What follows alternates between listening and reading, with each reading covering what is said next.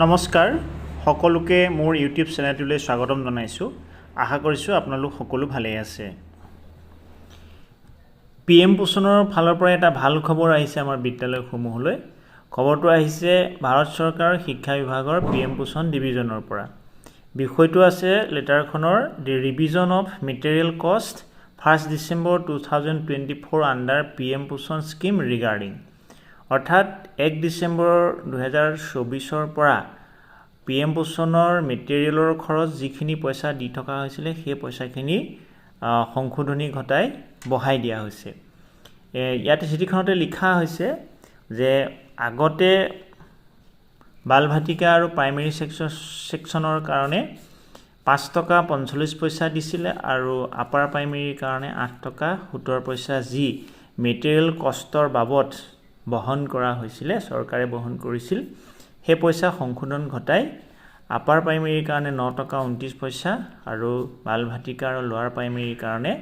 6 টকা 19 পইচা চৰকাৰে দিব আৰু এই পইচাখিনি কেন্দ্ৰীয় চৰকাৰ আৰু ৰাজ্য চৰকাৰ দুইখন চৰকাৰৰ ভাগ বতৰা থাকিব কেনেকুৱা ধৰণৰ ভাগ বতৰা থাকিব তলৰ এই তালিকাখনত উল্লেখ কৰা আছে ক্লাছখিনি আছে প্ৰাইমেৰী বাল ভাটিকা আৰু upper primary central state sharing কেনে ধৰণে হ'ব 6 টকা 19 পইচা 9 টকা 29 পইচাটো কেনে ধৰণে ভাগ কৰি দিয়া হ'ব আমাৰ অসমখন এনিয়াৰত পৰে নৰ্থ ইষ্টাৰ্ণ ৰিজন ষ্টেটত পৰে সেইকাৰণে সেন্ট্ৰেল চৰকাৰে এলপিৰ কাৰণে বাল ভাটিকা আৰু এলপিৰ কাৰণে 5 টকা 57 পইচা আৰু ৰাজ্য চৰকাৰে 62 পইচা দিব আৰু আপাৰ প্ৰাইমেৰীৰ কাৰণে কেন্দ্ৰীয় চৰকাৰে 8 টকা 34 পইচা দিব আৰু আমাৰ ৰাজ্য চৰকাৰে 93 পইচা যোগান ধৰিব এই পইচাখিনি 2 নম্বৰ পইণ্টত উল্লেখ কৰিছে এই পইচাখিনি যদি চৰকাৰে দিব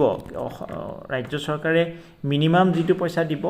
সেই পইচাটো যদি প্ৰয়োজন বোধ কৰে তেতিয়া হলে তাতকে অলপ বঢ়াই দিয়া ব্যৱস্থা কৰিব পাৰে এই ক্ষেত্ৰত কেন্দ্ৰীয় চৰকাৰে ৰাজ্য চৰকাৰক হেতু অথৰিটি দি দিছে আমাৰ বিদ্যালয়সমূহত পিএম পোষণৰ যিটো হিচাপত মধ্যাহ্ন ভোজন ব্যৱস্থা কৰি আছিল তাতকে অলপ বঢ়াই দিয়াত হয়তো বিদ্যালয়সমূহে নিশ্চিতভাৱে অলপ সকাহ পাব বা ছাত্ৰ-ছাত্ৰীয়ে ভাল আহাৰ গ্ৰহণ কৰিব পাৰিব বুলি আমি ভাবিব পাৰোঁ বস্তুৰ যেহেতু যথেষ্ট দাম বেছি হৈছে গেছৰ দাম বাঢ়িছে বা খৰিৰ দামো বাঢ়িছে আৰু ডিমৰ দাম বাঢ়িছে দাইলৰ দাম বাঢ়িছে আলুৰ দাম বাঢ়িছে আগতকৈ পিঁয়াজৰ দাম বাঢ়িছে মিঠাতেলৰ দাম বাঢ়িছে সো ইমান কম পইচাত কেতিয়াবা বিদ্যালয়সমূহে মধ্যাহ্ন ভোজন দিবলৈ যথেষ্ট অসুবিধাও হৈ আছিল কিন্তু এই সংশোধনীৰ ফলত বিদ্যালয়সমূহে কিছু সকাহ পাব বা ছাত্ৰ-ছাত্ৰীক আগতকৈ অলপ ভাল ধৰণে মধ্যাহ্ন ভোজন দিব পৰা হ'ব বুলি আশা কৰিব পৰা যায় লগতে যদি ইয়াতকৈ আৰু ভাল ধৰণে খোৱাৰ ব্যৱস্থা কৰে চৰকাৰে অসম চৰকাৰে যদি অলপ পৰ্যাপ্ত পৰিমাণৰ ফাণ্ড যোগান ধৰে প্ৰতিজন ছাত্ৰ-ছাত্ৰীৰ এগেইনষ্টত তেতিয়ালৈ নিশ্চিতভাৱে আমাৰ ছাত্ৰ-ছাত্ৰীসকলে মধ্যাহ্ন ভোজনৰ যিখিনি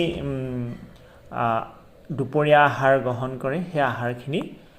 ভাল উন্নত মানদণ্ডৰে গ্ৰহণ কৰিব পাৰিব বুলি ভাবিব পাৰি